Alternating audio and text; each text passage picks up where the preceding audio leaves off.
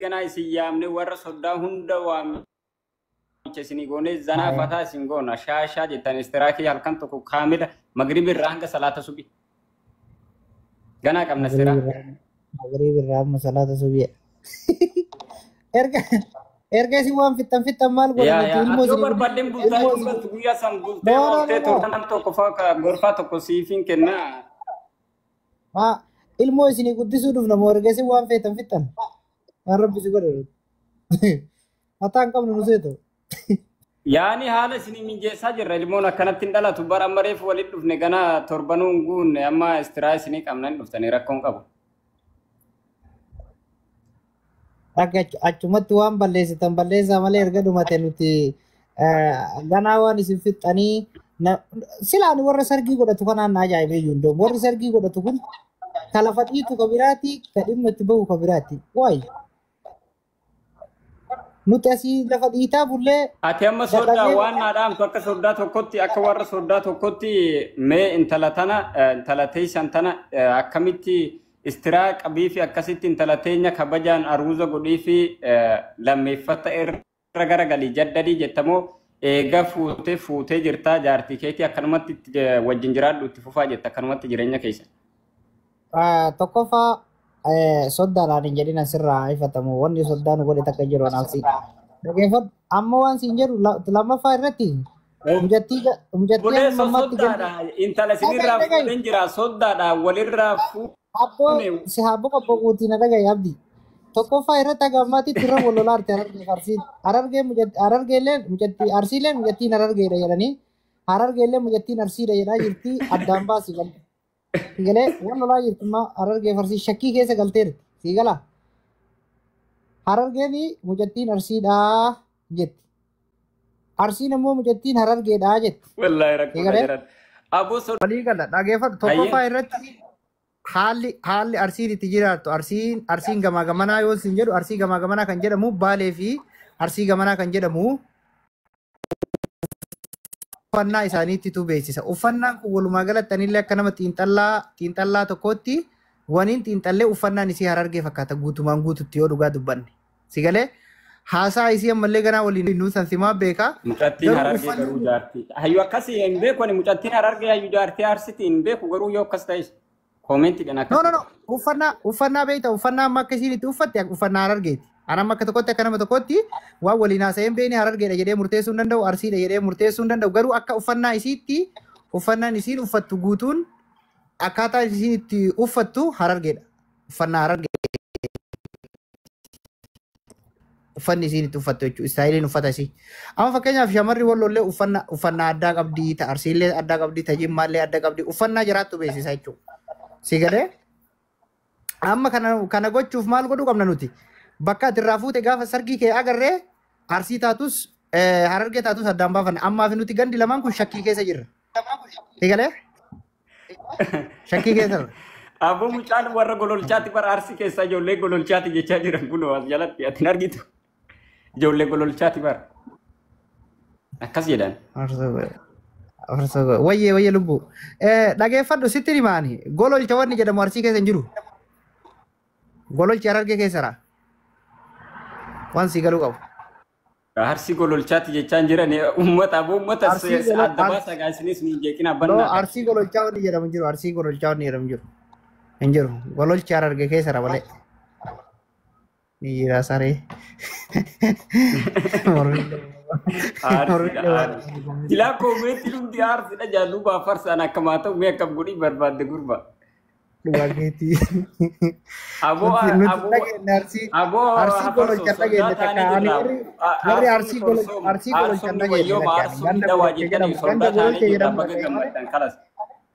mucayyoon arsii jedhan kun dhageeffadhaati ati walumaa galatti na dhageeffadhu harkatteemi feetu harargee taati feetu arsii taati argatteemeti waan nyaattee bulaartu nuti maaltu nu iyyisiisire ati nagaa keetiin asiin nu iyyisiisaa galgala jannatul firdoosi osoo duutee qabriin seenin asirratti jannata keessa bulaa jirtaan nuti asii biddiriin fiteenne keessa galgalannee maaltu nu iyyisiise asiin oolotii teenne jala deemaa waan nu galche nuti afuuf yaa bibii ati dhuftee ati nutti bohaarta gisee isii biraa dhufte yeroo achi deebitee isii waliin yaani bohaarta. namni amma soddaa keenya namni lama namni bar soddaa keenya namni hedduu hafarso hizbiin amma kan wal lolaa jiruuf bar soddaa eenyu tahee mucaan kuni soddaa warra Jimmaatti immoo Harargee immoo Arsiidha isin immoo warri Arsii kun soddaa keessan taane baga gammaddan jennaan didaa jirtan soddaa keenya.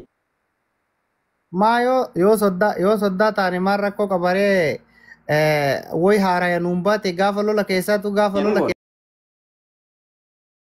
maa waa haaraya ta'e kun okichuusan mijattiitiin irraa fuune Ahmad mukaan nama gargaaru biyya keessa Ahmad Obbo Bosona Baalee isin irraa fuudhee haaraya miti kun si galee? Ahmad Bosona Baalee? Haaraya miti yoo fuudhee rakkoo miti garuu immoo ani wanni rakkoon jiru maaliidha? Ati galgala kowaasii meedaa taphataa bultaa guyyaa dhuftee asitti mataa nu dhukkubsitaa soddaa miti ennee asii barreessaa ollaa oolotii ta'e jalaa fi biddilimsii keenya keessa qorri nu dhayaa aduun oowwii dhufitaa biyya kanatti miira keessa ba'a ijoolleen wallaahi miira keessa ba'a maaliif ennaan taphadhaa yoo dandeettan bakka deemtan deemaa dirree amma goolii meeqa taphattan galgala isin meeqaaf meeqa galchitan meeqa taphattaa abdii.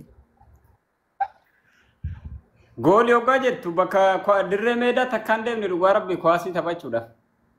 Yoggaa jaartiin deemte niin deema garuu. Deema. Hoggu jaartiin deemte. Garuu an goolii galchuu namni na caalu hin jiru bannaati biyyumatti na dadhabde wallaa kubbaa taphachuu irratti ni hee. Baay'ee. Cimaadha hafarso isuma dhugaadha. Meedaan akkami wal yaani kanas ijoolleen hiriyaa hundi na sodaatani abdiin har'a kubbaa taphachuuf meedaa dhufe jennaan mala godhaniituma keessaa gara alatti na dhiibu malee akkaan seenee taphadhuun barbaadan hedduu sodaatu. Oy waan siin jedhe oy gisee kubbaa taphattu meedaan akkami wal qixxaayaadha moo wal tara? No ani nama qallaa waanan ta'eefu dhugaa dubbachuuf biyyatti lafa cabaas ta'e lafa walqixaas ta'e bakka fedhettuu taphachuu hedduu danda'a. Maaliif nama qallaa yoo gadi fiigus ni danda'a ol fiigus ni danda'a gara hundattuu naaf ta'a. Okay. Ajaa'iba wallaahi. Takkaa waamicha deemteen taphannee maati? Gooliin tamiree bar goolii taphachuu dandeessaa goolii meeqa galchitaa jechaa jira gooliin lama. Dhiisi warra koomintii waliin hin naasa'in dhiisi warri koomintii afaan simaysuuf deema. Dhiisi waliin hin naasa'in waan biraatti haasaa jira nama. Waan siin jedhe ati taaddaaqii keessa taphatta moo gurguddoo keessa taphatta gaafa biyya jirtu san? Bakka hundattuu ani dirree guddaa irrattis niin taphadhaa dirree bakka wanta irrattis niin taphadhaa garuu ijoolleen waliin taphannu hin jaalataniin jedhe sababni isaa ati nama qallaa fiigullee dandeessaa kubballee yeroo namni rukutanii inuma dha'ee na kuffisa malee sodaadheef duuban deebi'u kubba barsiisotiin dhottu kana iyyuu duratti kaaleetuma qabu wallaahi kubbaan gaafee dha'ee na kuffise wallaahi. Wallahi afarso babanani kallo wayta kabeta gafa jiru barsiiso abdi kubbaa naqina yo kubbaa gara goolii rukunu inni itti utala yo kwaasin garafa dha inurratti miidha mucaan kun kubbaa gara ngadu jira kasuma yeroo isaan rukutan durumatti. Okay. Mashallah. Oi ammati yeroo anamma kan dhagayetti amma akka jechaa jirtutti yaamicha gizee lama deemteedhaan tapha kubbaa miilaa kana gizee tokko gara Harargee kana taphataa turte bakki amma taphataa jirtuu fi bakki gizee san taphataa turte akkami walitti kamtu caala?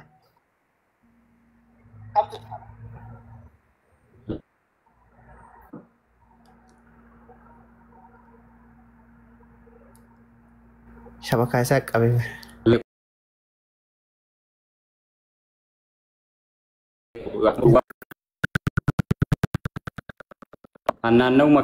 Maal jette?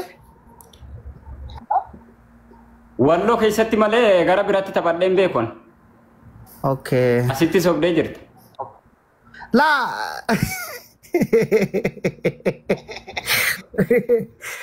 Yaa dhugaa wallahi baay'ee nama kubbaa taphatu fakkaata garuu namni qallaan kun baay'ee kubbaa taphata beektaa.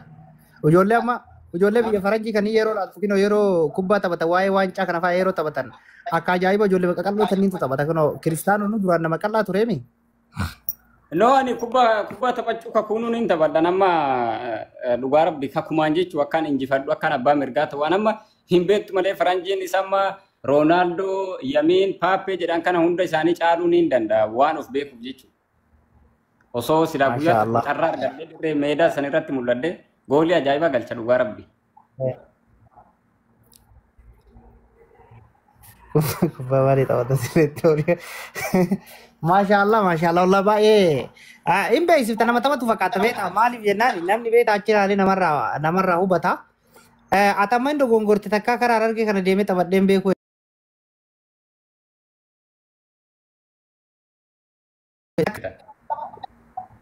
Tufiisi hin galle.